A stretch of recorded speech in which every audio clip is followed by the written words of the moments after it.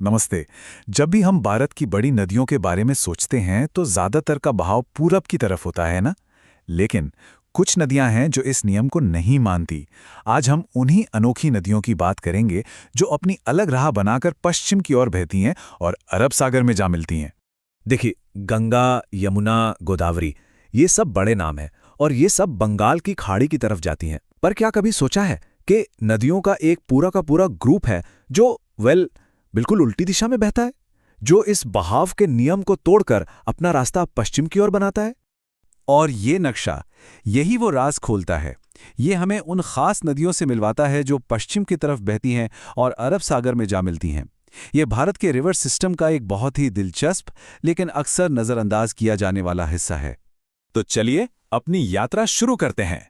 सबसे पहले हम चलेंगे देश के पश्चिमी तट के उत्तरी हिस्से में, यानी गुजरात और मध्य भारत। देखते हैं वहां कौन सी नदियां अपना रास्ता बनाती हैं। तो इस उत्तरी समूह पर नजर डालें। यहां हमें लूनी, साबरमती और माही जैसी नदियां दिखती हैं। और हां, भारत की दो सबसे जानी मानी पश्चिम की ओर बहने वाली नदियां नर्मदा और ताप्ती भी यही हैं।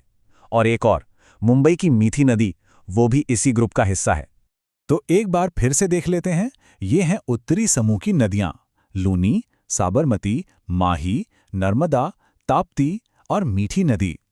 ये सभी नदियां गुजरात, राजस्थान और मध्य प्रदेश के बड़े इलाकों से गुजरकर अपना सफर अरब सागर में पूरा करती हैं।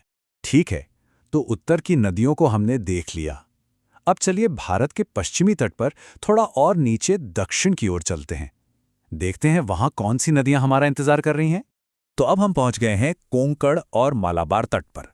गोवा, कर्नाटक और केरला का वो खूबसूरत तटीय इलाका। यहाँ की नदियां भले ही लंबाई में छोटी हों, पर इनका महत्व बहुत ज्यादा है। तो दक्षिण में हमारी यात्रा शुरू होती है गोवा की जुआरी और मांडवी नदियों से। वहां से आगे बढ़ें तो कर्नाटक की शरावती नदी आती है और फिर केरल की जीवन रेखा मानी जाने वाली नदियां भरतपुझा, पेरियार और पंबा। ये सभी खूबसूरत नदियां पश्चिमी घाट से निकलती हैं और तेजी से अरब सागर की तरफ बढ़ जाती हैं। तो एक बार फिर दक्षिणी समूह की मुख्य नदियां हैं जुआरी, मांडवी, शरावती, भरतपुझा, पेरियार और पंबा। ये नदियां सिर्फ नदियां नहीं हैं, ये कोंकण और मालाबार तट के लिए पानी, बिजली और टूरिज्म का एक बहुत बड़ा जरिया है। सही मायनों में इस इलाके की लाइफलाइन। तो उत्तर से दक्षिण तक की यात्रा तो हो गई। अब समय है इन सभी नदियों को एक साथ एक फ्रेम में देखने का, ताकि भारत के इस वेस्ट फ्लोइंग रिवर सिस्टम की पूरी तस्वीर साफ हो जाए। ये देखिए, इस पूरे नक्शे पर अब हम लूनी से लेकर पंबा तक सभी 12 नदियों को एक साथ देख सकते हैं। ये एक सिंगल व्यू हमें भारत के पश्चिम की ओर बहने वाली नदियों की पूरी कहानी बता देता है। चलिए सारी जानकारी को एक जगह समेट लेते हैं। एक तरफ हैं उत्तरी क्षेत्र की नदियां जैसे नर्मदा और ताप्ती, और दूसरी तरफ दक्षिणी क्षेत्र की नदियां जैसे पेरियार और शरावती। इस तरह से इन्हें ग्रुप्स में बांटकर याद रखना काफी आसान हो जाता है।